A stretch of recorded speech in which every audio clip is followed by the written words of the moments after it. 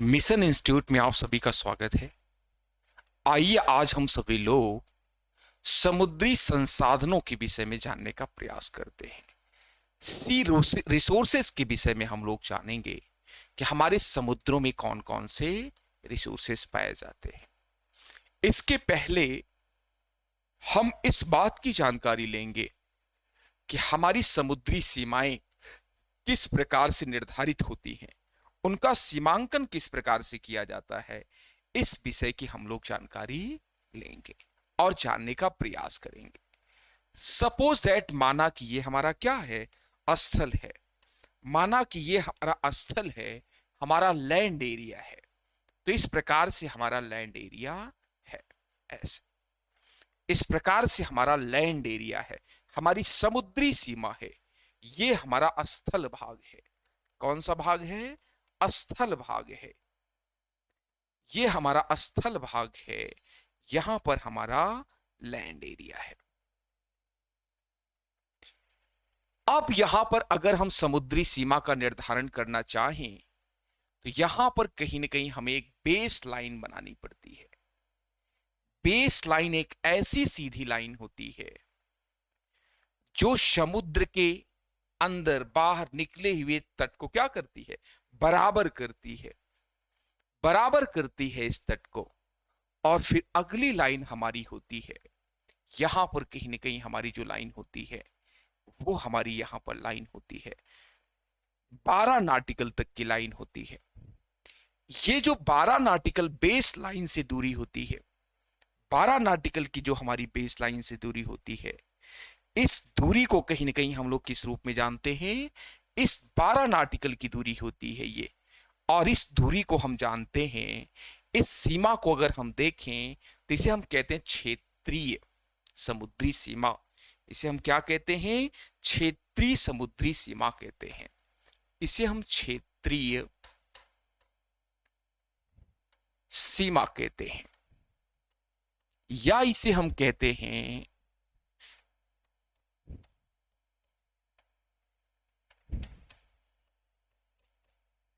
Territorial boundary के रूप में इसे हम जानते हैं, या लाइन के रूप में इसे हम जानते हैं।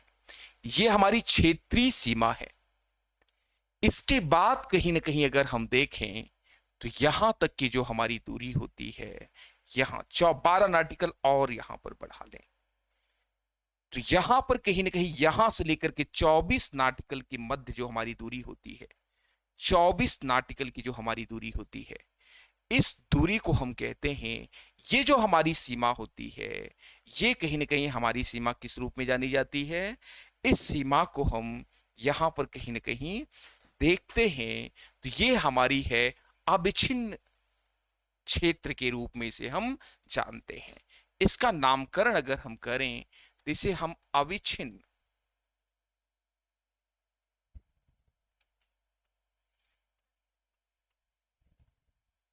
सीमा के रूप में इसका नामकरण करते हैं। इसको हम अविच्छिन्न सीमा के रूप में जानते हैं। कॉन्टिजियस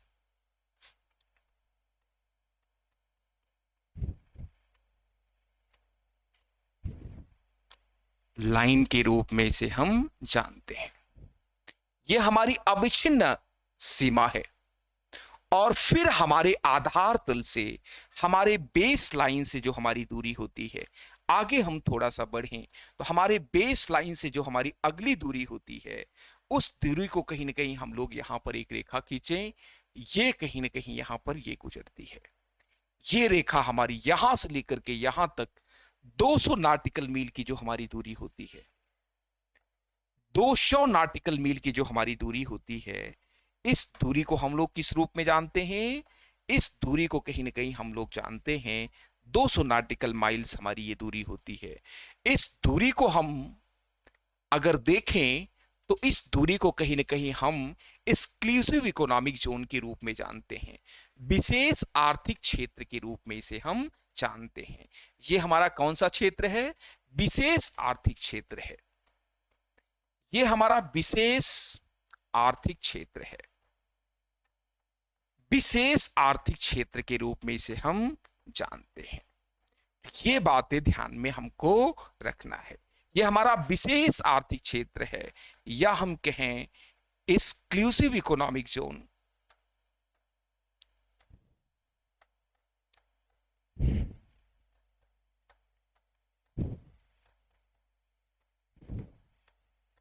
ये हमारा एक्सक्लूसिव, या फिर इसे हम कहते हैं ईईजेड के रूप में जानते हैं। ईईजेड के रूप में इसे हम जानते हैं। जो हमारी 200 नॉटिकल माइल्स की दूरी होती है उसे हम ईईजेड के रूप में जानते हैं, एक्सक्लूसिव इकोनॉमिक जोन के रूप में जानते हैं। ये हमारा अन्य आर्थिक क्षेत्र होता है। और फिर इसके बाद जो हमारा एरिया होता है, इस एरिया के बाद का जो हमारा एरिया होता है, वो कहीं ना कहीं यहां पर आप देखें, ये वाला जो एरिया होता है समुद्र में, इसे हम कहते हैं उच्च समुद्र कहते हैं, या इसे हम कहते हैं हाई सी, या हम इसे उच्च सागर के रूप में देखते हैं, या इसे हम उच्च समुद्र कहते हैं। ये हमारा उच्च समुद्र है। तो यहां पर कहीं ना कहीं अगर हम देखें तो ये बात ध्यान में आती है, स्थल से लेकर के यहां तक की जो बेस लाइन एक हम बनाते हैं, और इसी बेस लाइन को आधार मानते हुए, क्योंकि नहीं तो यहां पर कहीं ना कहीं दिक्कतें आएंगी। हमें एक बेस लाइन मानना पड़ेगा, और इस बेस लाइन से जैसे जैसे हम आगे बढ़ेंगे, 12 नॉटिकल तक आगे हम बढ़ते हैं, तो ऐसा ध्यान में आता है। इसे हम, जो यहां पर जल है हमारे समुद्र का, यहां पर जो जल है यहां पर भरा है, इसे हम इंटरनल वाटर कहते हैं। क्या कहते हैं? इंटरनल वाटर कहते हैं। तो ये बातें सभी विद्यार्थी को ध्यान में रखना है। या फिर इसे हम कहते हैं आंतरिक जल। आंतरिक जल के रूप में इसे हम जानते हैं। ये हमारा आंतरिक जल है, जो अंदर का जल होता है, हमारे बेस लाइन के अंदर का जो जल होता है, जो हमारा तट कटाफटिया होता है, इसके अंदर का जो हमारा जल होता है, इस जल को हम किस रूप में जानते हैं? बेस लाइन के रूप में जानते हैं। ये हमारी आधार लाइन है। और इसके अंदर का जो वाटर होता है, इसके अंदर का जो जल होता है, उस जल को कहीं ना कहीं हम किस रूप में जानते हैं? उस जल को हम कहीं ना कहीं इंटरनल वाटर के रूप में जानते हैं। जैसे हमारे पश्चिमी तट, हमारा पूर्वी तट कहीं ना कहीं कटा पिटा है, इसी कारण से हमें बेस लाइन बनाना पड़ता है। सभी को बराबर करने के लिए एक बेस लाइन बना करके हम आगे बढ़ते हैं। जब हम बेस लाइन से आगे बढ़ते हैं, 12 नॉटिकल की जो हमारी दूरी होती है, यह संपूर्ण संप्रभुता का क्षेत्र है। इसे हम क्या कहते हैं? संपूर्ण प्रभुसत्ता का क्षेत्र कहते हैं, या संपूर्ण प्रभुता का क्षेत्र कहते हैं। यहां पर हमारी टोटल सॉवरेन पावर काम करती है, कंप्लीट सॉवरेन पावर यहां पर काम करती है। हमारी संपूर्ण संप्रभुता यहां पर काम करती है। अगर इस क्षेत्र में, किसी समुद्र के क्षेत्र में किसी जहाज को आना है, विदेशी जहाज को, तो कहीं ना कहीं हमसे पूर्व में परमिशन लेना आवश्यक है। यहां पर हम टैक्स लगा सकते हैं, और फिर हम जब आगे बढ़ते हैं तो यहां पर हमारा 12 नॉटिकल की जो हमारी दूरी होती है, 24 नॉटिकल यहां से लेकर यहां तक, यह भी कहीं ना कहीं हमारी संपूर्ण प्रभुता का क्षेत्र होता है। यहां पर भी हम टैक्स इंपोज कर सकते हैं, किसी भी जहाज को आने से मना कर सकते हैं या परमिशन दे सकते हैं, या किसी भी जहाज को हमारे इस क्षेत्र में प्रवेश करना है, अविच्छिन्न कॉन्टिजियस जोन में आना है, या फिर हमारे कहीं ना कहीं किस में जाना है? टेरिटोरियल बाउंड्री में आना है समुद्र की, तो पूर्व परमिशन की आवश्यकता है। और यहां सरकारें अपनी प्रभुसत्ता का इस्तेमाल करके किसी भी प्रकार के टैक्स लगा सकती हैं, किसी भी प्रकार की भरपाई करवा सकती हैं, क्योंकि यह संबंधित क्षेत्र की जिसकी समुद्री सीमा होती है, उस राष्ट्र का सर्वाधिकार होता है, उस राष्ट्र का सर्वाधिकार होता है। और फिर यहां पर कहीं ना कहीं हम लोग देखते हैं हमारा विशेष आर्थिक क्षेत्र आता है। विशेष आर्थिक क्षेत्र, एक्सक्लूसिव इकोनॉमिक जोन, हमारा विशेष आर्थिक क्षेत्र में हम किसी भी जहाज को आने जाने से मना नहीं कर सकते। कोई भी जहाज यहां से गुजर सकता है और यहां से किसी भी देश की पाइपलाइन भी जा सकती है बिना किसी पूर्व सूचना के। किसी भी देश का जहाज भी जा सकता है। अगर कोई राष्ट्र यहां से पाइपलाइन डालना चाहे या कोई केबल डालना चाहे इस विशेष आर्थिक क्षेत्र में, तो वह कर सकता है। इस पर संबंधित राष्ट्र जिसका वो एक्सक्लूसिव इकोनॉमिक जोन है, जिसका वो विशेष आर्थिक क्षेत्र है, वह उस पर रोक नहीं लगा सकता।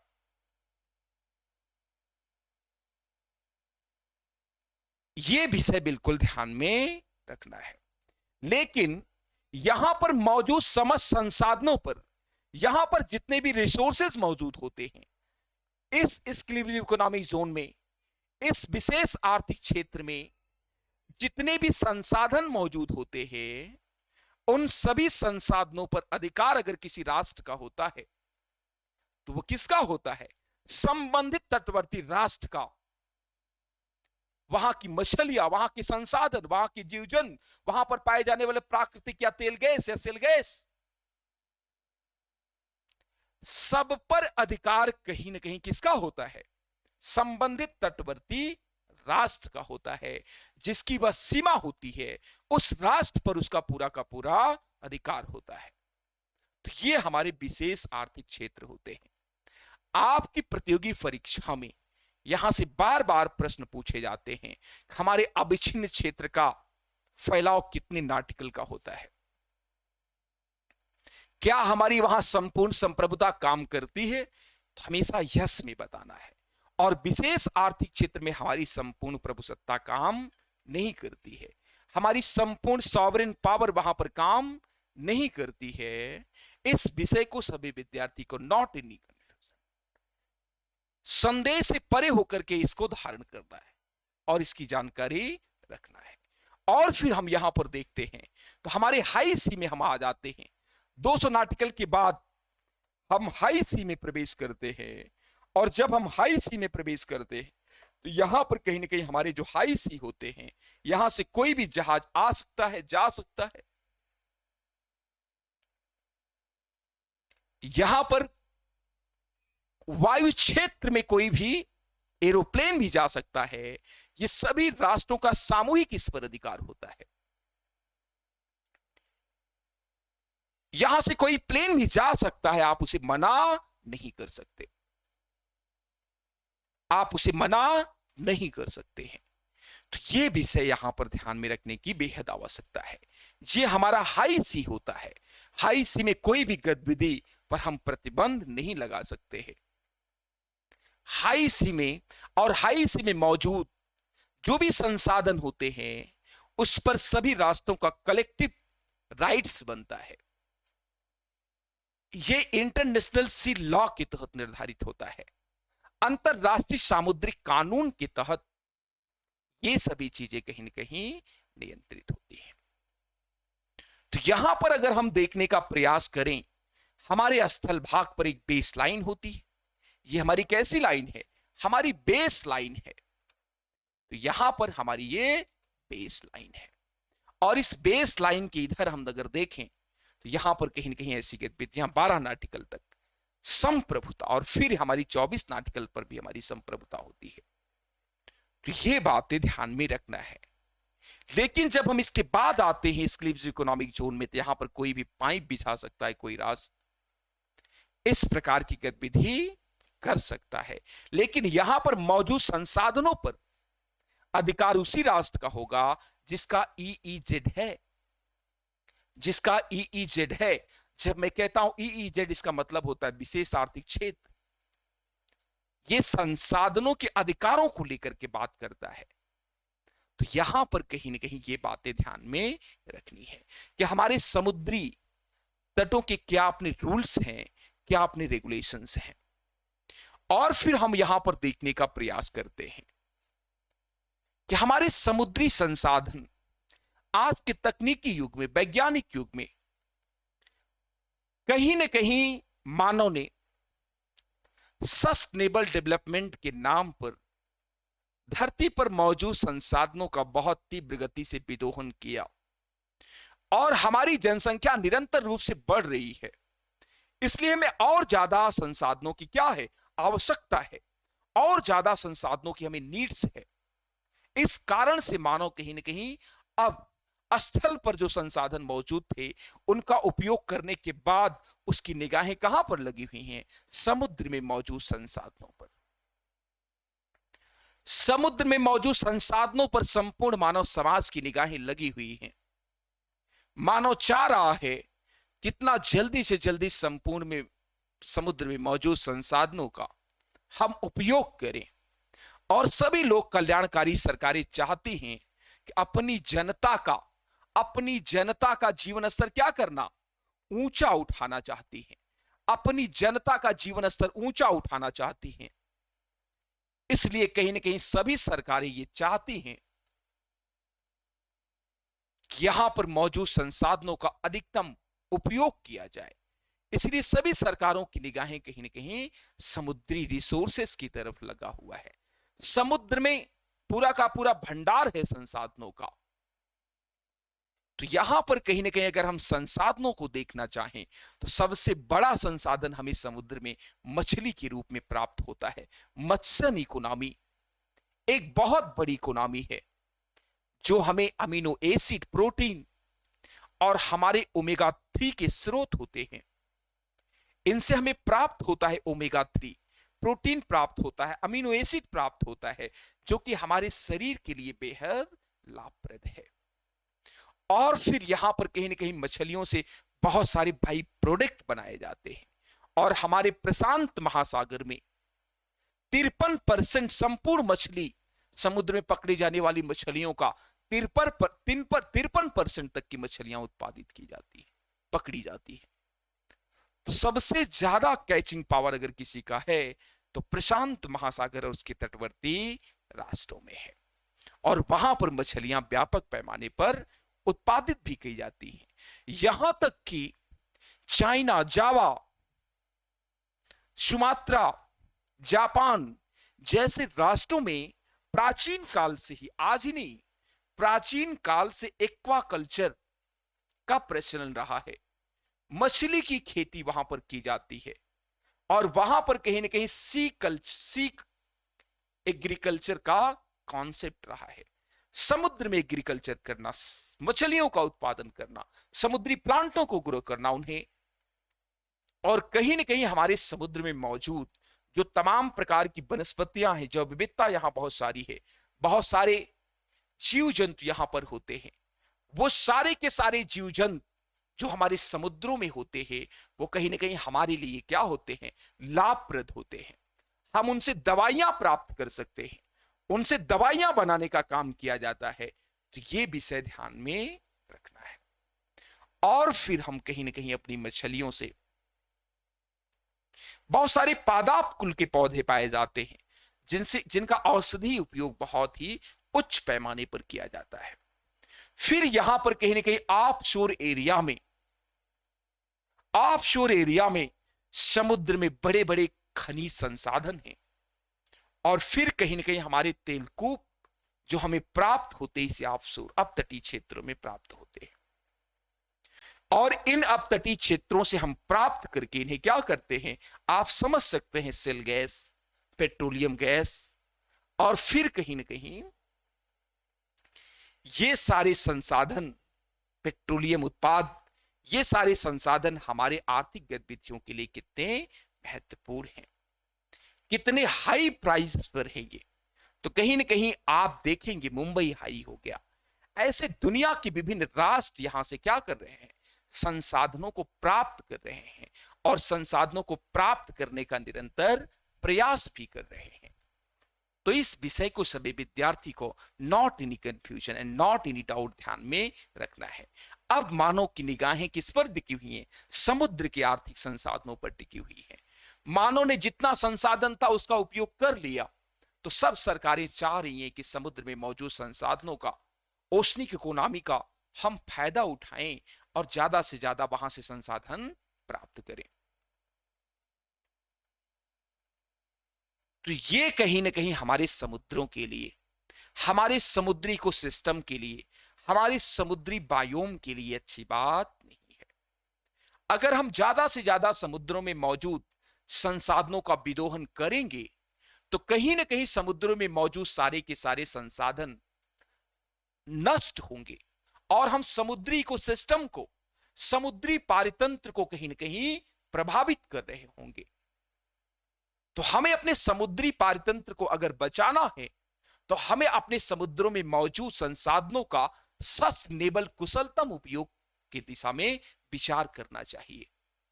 अगर हम उन्हें अनियंत्रित तरीके से उनका विदोहन करते रहे तो यह हमारे पारितंत्र के लिए, हमारे मानवीय समाज के लिए और कहीं ना कहीं संपूर्ण जीवी समाज के लिए अच्छा नहीं होगा। तो आज तो हम संसाधन प्राप्त करने, क्योंकि हमारे समुद्रों में पर्वत है, पठार है, हमने उच्चावचन के दौरान देखा कि जो जो संरचनाएं हमारे कहां पर है, महाद्वीपों पर हैं, वो सारी की सारी संरचनाएं हमारे महासागरों पर भी हैं और समुद्री पठारों में बहुत सारे खनिज संसाधन हैं, समुद्री पर्वतों में भी बहुत सारे खनिज संसाधन हैं। तो वहां से हम क्या कर रहे हैं, बहुत सारे राष्ट्र डायनामाइट लगा करके उन संसाधनों को निकालने का ब्लास्ट करते हैं, जिससे कि हम उन संसाधनों को प्राप्त कर सकें और उन संसाधनों को प्राप्त करने की दिशा में कहीं ना कहीं हम अपने समुद्री इकोसिस्टम को नष्ट कर रहे हैं, समुद्री जीव जंतुओं को परेशानी में डाल रहे हैं, संकट में डाल रहे हैं। तो इसका अगर संसूचक है हमारे समुद्री प्रदूषण का, सर्वोत्तम संसूचक अगर कोई है तो हमारे कौन है, प्रवाल हैं, हमारे कोरल लीफ हैं। वो हमें बताते हैं कि हमारे समुद्रों में प्रदूषण कैसे बढ़ रहा है। हमारी प्रवाल भित्तियां हैं, हमारी कोरल वाल हैं, जो हमें बताती हैं कि हमारे समुद्रों में कैसे प्रदूषण बढ़ रहा है। और निरंतर रूप से कहीं ना कहीं हम समुद्रों में प्रदूषण को क्या कर रहे हैं, इंक्रीज कर रहे हैं, बढ़ा रहे हैं, और जो कि हमारे पारितंत्र के लिए कहीं ना कहीं ठीक नहीं है। तो हम खाद्यान्नों के लिए भी कहीं ना कहीं किस पर डिपेंड हो रहे हैं, समुद्रों पर डिपेंड हो रहे हैं। खाद्यान्न, सी फूड का कॉन्सेप्ट चला है, खाद्यान्न के लिए हमारी निर्भरता कहीं ना कहीं समुद्रों की दिशा में जा रही है। हम हाई प्रोटीन को प्राप्त करने के लिए आज सी फूड का कॉन्सेप्ट चल रहा है कि समुद्र से उत्पादित सी फूड खाते। ये कहीं ना कहीं हमारे लिए शुभ संकेत नहीं है। हम अपने समुद्र की जैव विविधता को अगर बनाए रखना चाहते हैं तो हमें समुद्री संसाधनों के साथ अच्छा व्यवहार करना पड़ेगा, सस्टेनेबल अप्रोच को सही तरीके से लागू करना पड़ेगा। तभी हम अपनी बढ़ती जनसंख्या की आवश्यकता की पूर्ति भी कर सकेंगे और कहीं ना कहीं हम अपने समुद्री इकोसिस्टम को, अपने समुद्री पारितंत्र को भी बचा करके रख सकेंगे और यह हमारे लिए कहीं ना कहीं बेहद अच्छा होगा। तो आज की कक्षा में हमने देखा कि हमारी समुद्री सीमाओं का अंतरराष्ट्रीय कानून क्या है। जब हम इसकी बात करते हैं तो यहां पर कहीं ना कहीं हम सबके ध्यान में आता है समुद्री दूरी को हम नॉटिकल में नापते हैं। तो यहां पर कहीं ना कहीं 12 नॉटिकल की जो हमारी दूरी होती है उसे हम क्षेत्रीय सीमा के नाम से जानते हैं, क्षेत्रीय सीमा के नाम से जानते हैं, टेरिटोरियल बाउंड्री के नाम से जानते हैं। और दूसरी हमारी जो सीमा होती है उस सीमा को कहीं ना कहीं हम किस रूप में जानते हैं, अविच्छिन्न सीमा के रूप में, कॉन्टिजियस जोन के रूप में जानते हैं, अविच्छिन्न सीमा के रूप में जानते हैं। ये हमारी यहां पर कहीं ना कहीं दिखाई पड़ रही है, जिसकी दूरी कहीं ना कहीं यहां पर कितने नॉटिकल होती है, 24 नॉटिकल होती है। और फिर हमारी यहां पर कहीं ना कहीं आगे जब हम बढ़ते हैं तो यहां पर हमारा कौन सा क्षेत्र होता है, यहां पर हमारा क्षेत्र होता है 200 नॉटिकल की दूरी होती है। इस क्षेत्र को हम कहते हैं exclusive economic zone. Exclusive economic zone हमारा होता है और इस जोन में हम कोई भी गतिविधि कर सकते हैं, लेकिन इस जोन में कोई भी जहाज जा रहा है तो इस पर हम प्रतिबंध नहीं लगा सकते। कोई राष्ट्र इसके अंदर से केबल बिछाना चाहता है जिस पर हम प्रतिबंध नहीं लगा सकते। ये सारी गतिविधियां हो सकती हैं, लेकिन यहां पर मौजूद संसाधनों पर अगर किसी का अधिकार होगा, संबंधित तटीय राष्ट्र का अधिकार होगा। और फिर हमारे हाई सी आते हैं, यहां पर कहीं ना कहीं हाई सी होते हैं, उच्च समुद्र होते हैं। इस उच्च समुद्र में कोई भी आ जा सकता है और इस पर सभी राष्ट्र, यहां पर मौजूद संसाधनों पर सभी राष्ट्रों का कलेक्टिव राइट्स होता है, सामूहिक अधिकार यहां पर होता है। सभी राष्ट्रों का कलेक्टिव राइट्स की यहां पर बात कहीं ना कहीं आपको देखने को मिलती है।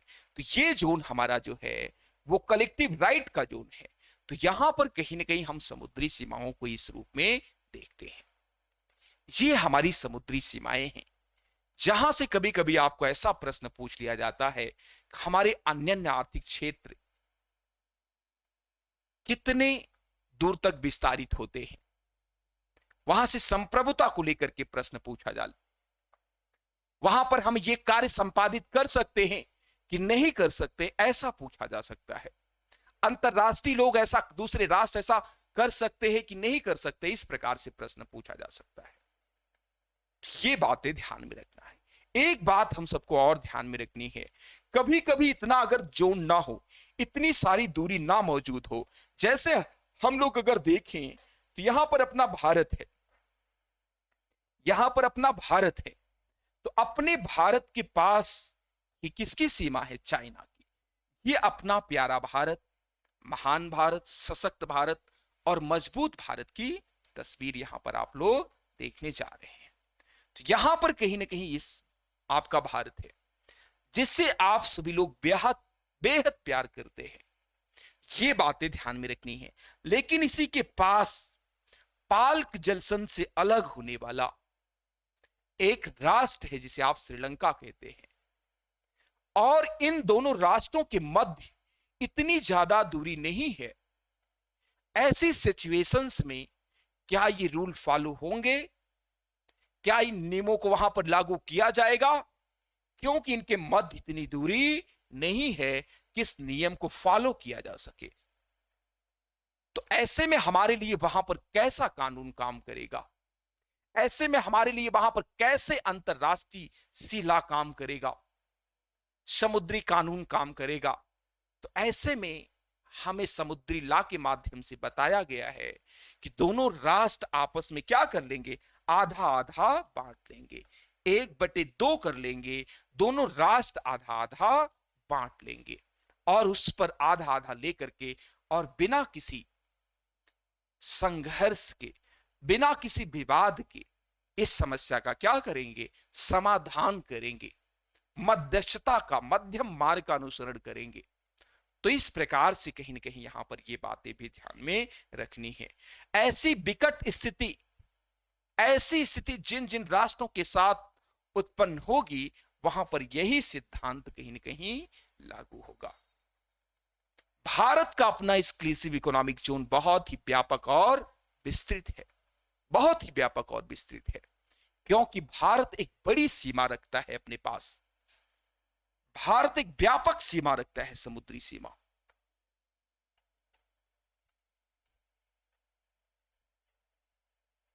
तो यहां पर कहीं ना कहीं आप देखें 6100 किलोमीटर की समुद्री सीमा आप रखते हैं। अगर द्वीपों को भी मिला दिया जाए 7516.6 किलोमीटर आप रखते हैं समुद्री सीमा। तो इसी कारण से आपके पास एक बृहद एक्सक्लूसिव इकोनॉमिक जोन है, एक व्यापक ईईजेड भारत के पास मौजूद है। तो भारत भी कहीं ना कहीं अपनी समुद्री इकोनॉमी की तरफ बढ़ रहा है, ध्यान दे रहा है, क्योंकि भारत की आबादी निरंतर रूप से बढ़ रही है और खाद्यान्न संकट, रिसोर्सेज की आवश्यकताओं की पूरा करने के लिए भारत को भी कहीं ना कहीं समुद्री अर्थव्यवस्था की तरफ देखना पड़ेगा, क्योंकि भारत दुनिया की बृहद आबादी वाला राष्ट्र है। जब छोटे छोटे राष्ट्र अपने नागरिक जीवन को उच्चीकरण के लिए ऐसा कर सकते हैं, तो भारत क्यों नहीं कर सकता? इस विषय को सभी को ध्यान में रखना है। लेकिन भारत को इस बात का ध्यान रखना चाहिए कि भारत एक जिम्मेदार राष्ट्र है। इस कारण से भारत सस्टेनेबल डेवलपमेंट के तहत ही, समावेशी विकास के तहत ही अपने समुद्री संसाधनों का, अपने ईईजेड का उपयोग करे, जिससे हमारे समुद्रों में कोई, हमारे समुद्री पारितंत्र को कोई, हमारे समुद्री जीवों को कोई नुकसान ना हो, और हम अपने जीवन को भी क्या कर सके, लोगों के जीवन में भी अपग्रेडेशन ला सके, उनके जीवन स्तर को भी अपने संसाधनों के माध्यम से बढ़ा सके। गांधी जी ने कहा था कि मानवीय आवश्यकता की पूर्ति करने का हमारी प्रकृति के पास सामर्थ्य है, लेकिन हमारी प्रकृति के पास मानव की पिपासा को शांत करने की क्षमता नहीं है। कहीं ना कहीं गांधी जी सस्टेनेबल डेवलपमेंट की बात अपने इस स्टेटमेंट में करते हैं, अपने इस स्टेटमेंट के माध्यम से कर रहे थे कि हमें अपने आने वाली पीढ़ियों को भी ऐसा हम संसाधनों का उपयोग, कुशलतम उपयोग करें कि हम अपनी आवश्यकता को तो पूरा करें ही, और अपनी आने वाली पीढ़ियों की आवश्यकताओं को भी संज्ञान में रखें, उसे भी अपने ध्यान में रखें, उनके लिए भी संसाधनों को, उनका भी उज्जवल भविष्य हो, उनके लिए भी हम संसाधनों को छोड़ करके जाए। तो ये बातें सभी विद्यार्थी को नॉट एनी कंफ्यूजन बिल्कुल ध्यान में रखनी है। जय हिंद, जय भारत।